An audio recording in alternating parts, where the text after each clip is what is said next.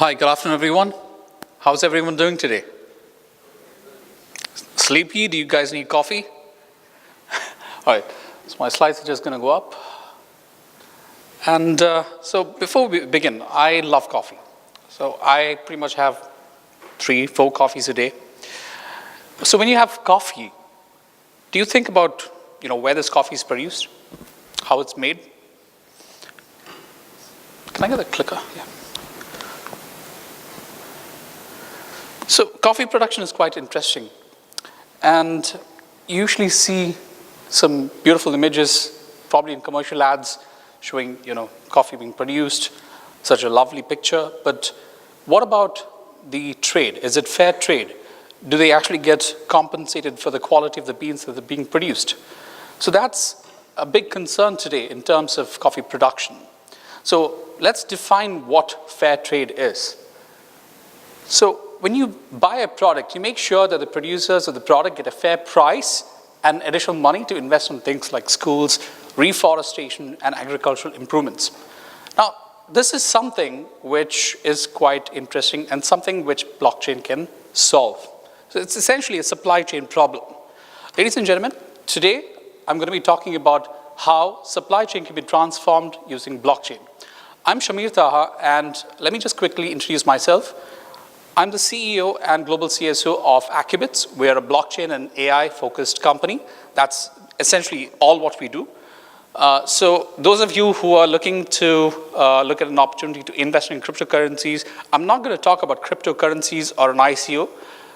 This is going to be hardcore blockchain tech. So as a company, we believe in the technology, and we believe that's far greater than anything else. Of course, we do help companies that are doing an ICO. We'll talk about that tomorrow. So as a company, we work with some of the biggest names in the industry like NASA, United States Postal Service, Dubai Land Department. We've helped them with putting the land registry and blockchain, and the Ministry of Education in Singapore with certification. All right, so today, in the next 30-odd minutes, which I'm going to be shrinking down to about 20 minutes now, is to talk about some of the key challenges in supply chain, how blockchain can solve some of those challenges, what are the impact on the stakeholders in the supply chain, and some other use cases, and how we can actually go about actually implementing such a solution, right? So let's talk about the challenges. The number one biggest challenge is inefficiencies in operations and logistics. It's interesting, there was a report by World Economic Forum saying that about 10,000 containers are lost at sea every year. 10,000, that's not a small number. And if you look at any port operations, there are a lot of delays and inefficiencies. Containers are stuck at the ports for literally days, weeks. That can cost a lot of cost to the companies. And obviously, still today, a lot of it is still paper trails. It's all manual, which means there's scope for a lot of human errors.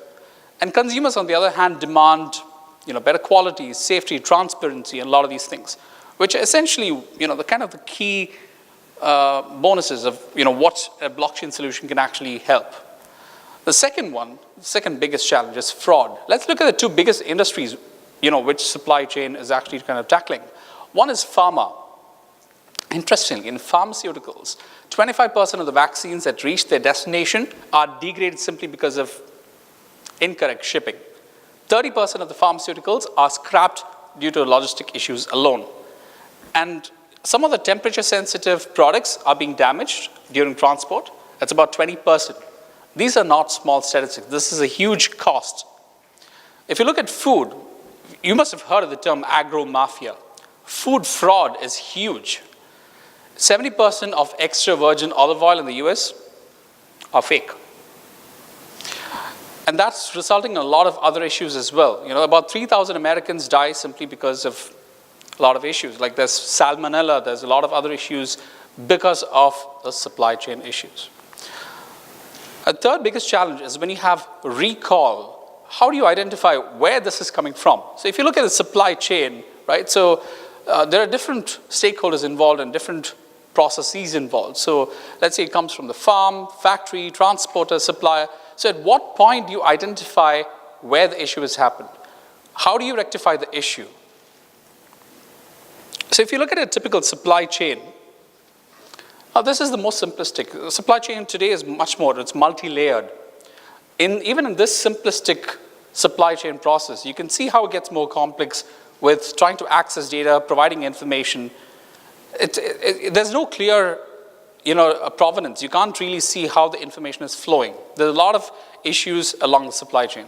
Let's look at a typical supply chain. Now this is very complex. So you can see that there are about 7 different points of breakage in terms of information flow, which means you can actually change the data at that point. When it passes from one stakeholder to the next, there's chances of fraud, forgery, papers can be fabricated. So there are these issues which need to be tackled. So a typical supply chain has a few dependencies.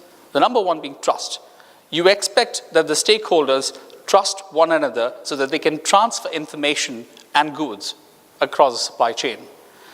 And the effectiveness of the supply chain literally depends on the effectiveness of the stakeholders and the lowest common denominator. So the quality of the information that you put on the supply chain or passed on from one stakeholder to the next is really important when you want to have an effective supply chain. The other one is reconciliation. So in a supply chain, unfortunately today, it isn't end-to-end integrated, which means at every point, you need to reconcile the data before it's being transferred to the next stakeholder. And lastly, you have limited manifestation of information flow, which means the way that you have physical goods represented on the digital ecosystem has its own challenges. So not everything can be accurately represented in terms of data and quality. That's something that needs to be looked at. So how is blockchain literally solving these problems, right? So if you look at some of the key challenges which we talked about, which is traceability, compliance, flexibility, and stakeholder management. What you see below are the blockchain capabilities. For traceability, essentially, blockchain as a solution is auditable. You can provide a full audit trail of data. If you're familiar with the cryptocurrency domain, you would know that you can actually trace every single transaction that has happened on blockchain. It's immutable. All the blockchain transactions are time-stamped and tamper-proof, providing a single source of data integrity. And of course, with smart contracts, now you have continuous real-time tracking of the data, and it's facilitated with smart contracts. So especially in supply chain, smart contracts play a key role. It's interesting to see how the integration of blockchain and IoT can actually solve a lot of problems in supply chain. And you can actually facilitate payments as well automatically with smart contracts, provided the contractual obligations are met. And disintermediation, so blockchain enables peer-to-peer interactions which can be trusted based on digital signatures. So blockchain does solve these problems, and essentially you can now have faster transaction settlement.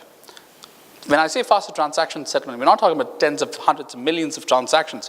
What we're literally talking about is normal operation transactions, which used to take maybe 2 to 3 days in a typical supply chain, is now made faster in probably a couple of hours. So we've done a real-life implementation of a complete trade flow and supply chain solution in Indonesia. And we won an award from Frost & Sullivan for that project. There was a very interesting use case where, just from a fintech perspective, where a supplier used to get loans disbursed from a bank, that used to take about 2 to 3 days, now is literally 2 to 3 hours.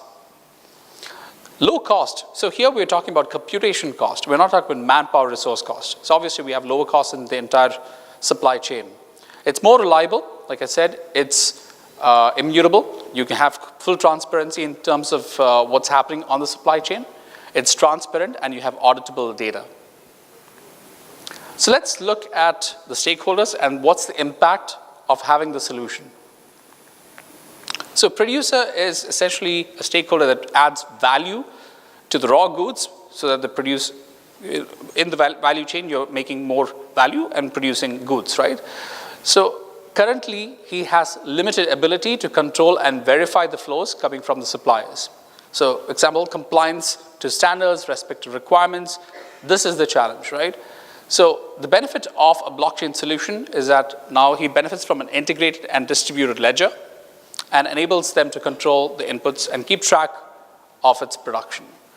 From a freight forwarder's perspective, so right now you're only reliant on a one-sided tracking system on any supply chain.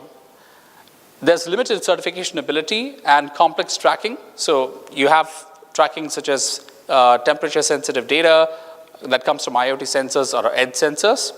And it's difficult to certify a code of conduct.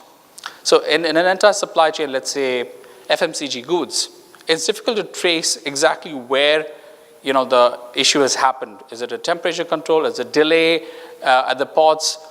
Is it forged goods? Is it bill of materials that has been tampered with? We don't know. So the future belongs to a solution like this. So now you have a shared information system. The client can benefit from a distributed and certified